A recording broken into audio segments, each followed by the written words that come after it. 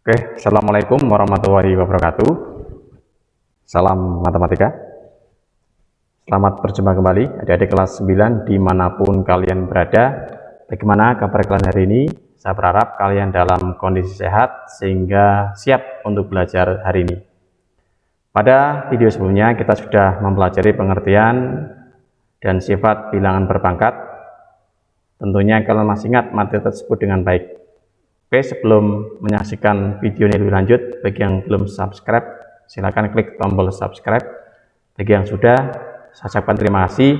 Dan jangan lupa juga untuk klik tombol like, agar saya bisa terus berkarya membuat materi pembelajaran yang menarik. Pada video ini, saya akan memandu kalian untuk mempelajari hasil operasi hitung pada bentuk akar. Video ini merupakan bagian kedua dari materi perpangkatan dan bentuk akar. Bersama saya, Kukuh Santoso. Oke, tujuan pembelajaran hari ini yang pertama, kalian dapat mengubah bilangan berpangkat menjadi bentuk akar. Yang kedua, kalian dapat menentukan hasil operasi penjumlahan dan pengurangan bentuk akar. Yang ketiga, kalian dapat menentukan hasil operasi perkalian dan pembagian bentuk akar. Oke, siapkan alat tulis jika dirasa perlu. Kita lanjut ke slide berikutnya, pangkat pecahan dan bentuk akar. Perhatian bentuk di bawah ini adik-adik, saya punya bentuk 5 pangkat setengah atau 5 pangkat 1/2. Ini kalau kita nyatakan dalam bentuk lain, bisa dituliskan sebagai akar pangkat 2 dari 5 pangkat 1. Jadi membacanya akar pangkat 2 dari 5 pangkat 1. Khusus untuk akar pangkat 2 bisa kita gunakan tanda akar saja tanpa ada angka 2 di situ ya. Jadi bisa kita nyatakan kembali sebagai akar 5. Dan yang kedua, 2 pangkat 1/3 bisa kita nyatakan kembali sebagai bentuk akar pangkat 3 dari 2 pangkat 1. Perhatikan letak bilangan pada pembilang dan penyebut di sebelah kiri ketika dia berubah bentuknya di sebelah kanan ya. Pembilang ini berada di dalam tanda akar, penyebut berada di luar tanda akar. Kemudian 4 pangkat 2/5 bisa kita nyatakan kembali sebagai akar pangkat 5 dari 4 pangkat 2. Pembilang di dalam tanda akar, penyebut di luar tanda akar. Nah, secara umum bentuk seperti ini bisa kita nyatakan sebagai A pangkat M per N dapat kita nyatakan kembali sebagai akar pangkat N dari A pangkat M. Pembilangnya berada di dalam tanda akar, penyebut berada di luar tanda akar. Pada sebelah kiri tanda sama dengan, ini dikenal dengan bentuk pangkat pecahan. Kemudian bentuk yang berada di sebelah kanan tanda sama dengan, ini dikenal sebagai bentuk akar.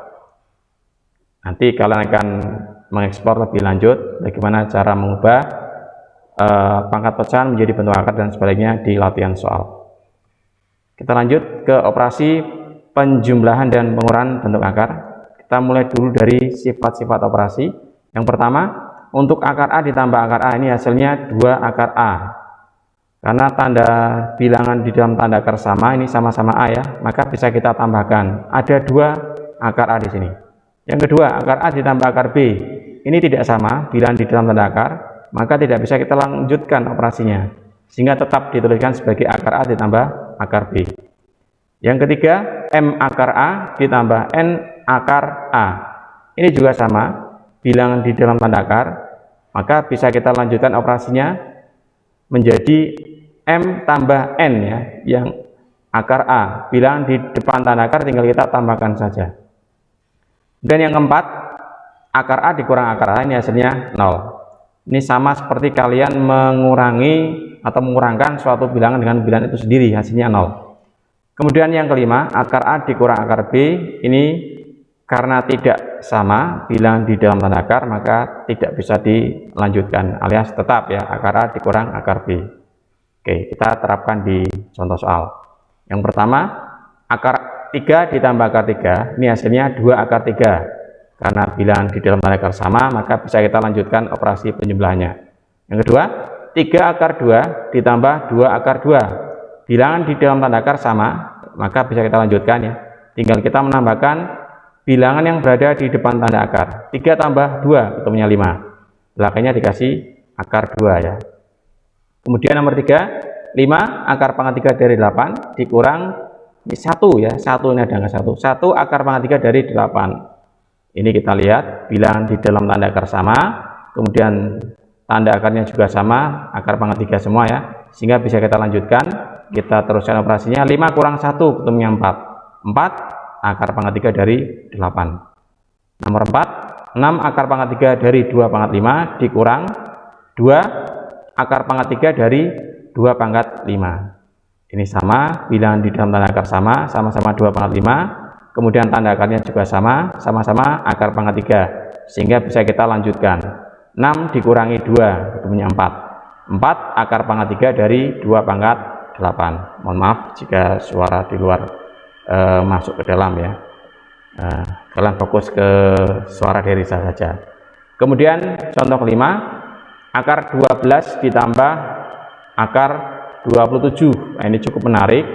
Kenapa? Karena bilangan di dalam tanda akar ini tidak sama, tapi akan kita rubah menjadi bentuk lain yang nanti didapatkan bentuk yang sama ya. Caranya bagaimana? 12 ini kita rubah menjadi perkalian dua bilangan yang salah satu bilangannya bisa ditarik akarnya. Nah, pilihannya adalah 1 kali 12, 2 kali 6, atau 4 kali 3. Dari 3 pilihan ini yang bisa ditarik akarnya adalah 4 kali 3 ya, karena akar 4 ada yaitu 2. Kemudian 27 kita rubah juga menjadi perkalian dua bilangan yang bisa ditarik akarnya salah satu bilangan tersebut.